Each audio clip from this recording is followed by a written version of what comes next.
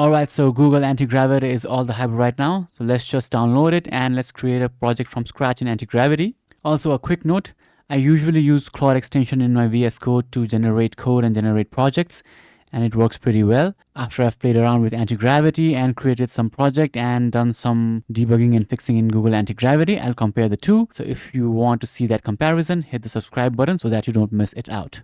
So I'll just go ahead and install this. Alright, so this is installed. Let's just open this and see what magic it can do. Okay, so let's just click next. Let's just import something from VS Code. Definitely, I want Tokyo Night, not the typical Batman dark thing.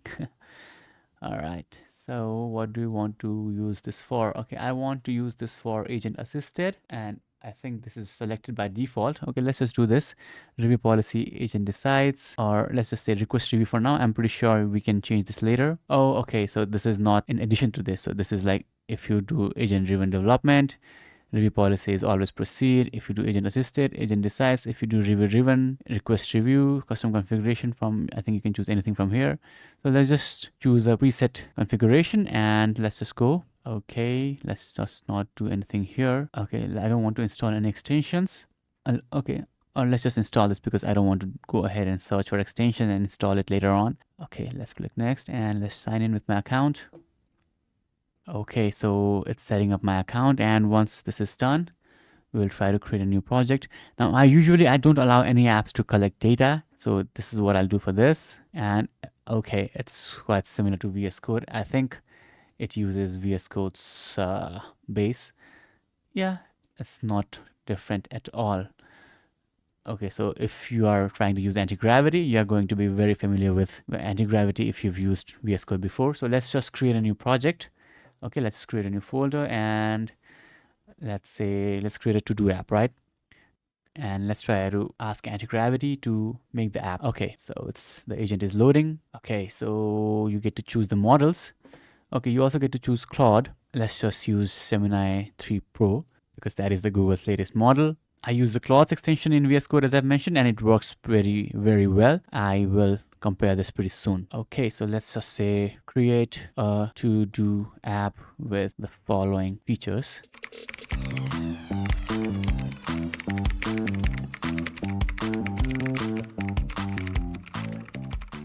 That's it. So I think this is pretty clear, and this is also pretty clear, but set reminders is quite confusing because how do you want to set reminders? Do you want to email? Do you want to send an SMS, or just do you want a notification? What do you want? So let's see what Gemini 3 Pro does. Let's just hit send. Okay, it works not different from the Claude model. I mean, a lot of the existing AI code editors do this now. They analyze, they plan, they set a checklist, and they also do this implementation plan. So nothing new here, and you can review and proceed. I'll just click on proceed. Okay, while it is doing what it's doing, let's check what the implementation plan is. So it'll create a new index.html with it'll have HTML5 structure, style.css to have design, app.js to have state management, local storage, and so on. Okay, and it has a verification plan. So I think the implementation plan and the verification plan is mandatory or is preset in anti-gravity. Okay, what is this? Creating project files, and it is still thinking. So let's wait for this to complete and let's see how well it does this. So the index.html is created. I'll just accept it. At this point, I see nothing different from Cursor or my Claude extension in VS Code. And if you want to know, my go-to is Claude extension in VS Code. It works very well. Let's click on accept. I think it has generated most of the stuff. And yeah, you have a to-do development task list right now. I think it's doing the verification part, and the planning and implementation is done. So you can just close this too. Okay, so it wants to test the functionality and use the browser. So let's just say deny. I want to do this on my own. Now I'm not sure what it is thinking, something. So let's just go ahead and try to run this in the browser.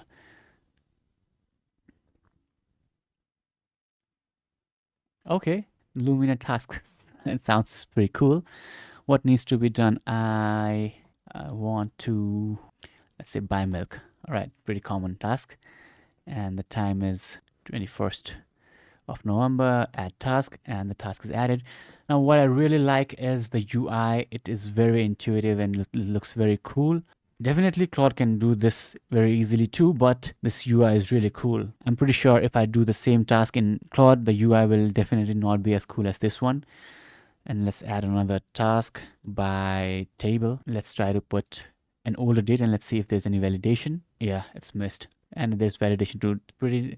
Till now, pretty cool. I am very much impressed till now. Let's say send server. So it has notification too. I think the notification that it understood is in-browser notification. Send server specs. Let's set it for 22nd. Add task. And let's try to delete things. It works well. Let's reload this and yeah, so let's delete it again. So it's gone now. Yeah, this is still now. I think it's working pretty well. Local storage is also implemented. So if I close this and open this again, if local storage is implemented well, it should work, and it is working well. So let's review the code. It has index.html and most of the tasks are done in app.js. Yeah. So one thing that impressed me the most with Antigravity is how seamless it is and how it also prompted me to test in browser. In hindsight, I should have just let it open it in the browser and let it test itself. Let's see if we can do this again or not. Okay, apparently not. Yeah, so it has a list of tests that you want to do. Let's see if I ask it to test again. Will it fail or succeed? So till now, the most impressive thing is the UI. I mean, look at the UI, it's pretty cool. I don't think Claude or Codex or the default agent in VS Code would be able to do this with such minimal instructions. Okay, setup. Okay, so it opened a browser. It's now testing. Okay, so I think you have to install an extension. Let's just install whatever it needs. Okay, add to Chrome, add extension. So it uses Chrome. Antigravity wants me to sign in. Okay, so it's now doing everything on its own. Okay, so this blue thing is apparently Antigravity testing by itself. Let me just click on allow, and okay, it is typing test task 2 and everything on its own. So it has created 2 tasks, and let's see what else it tests. Okay, it set the test tasks 1 to done, and let's see what else it does. Okay, so I think it's reloading. Right now here in the browser, you can see task 1 appears completed. Now reloading the page.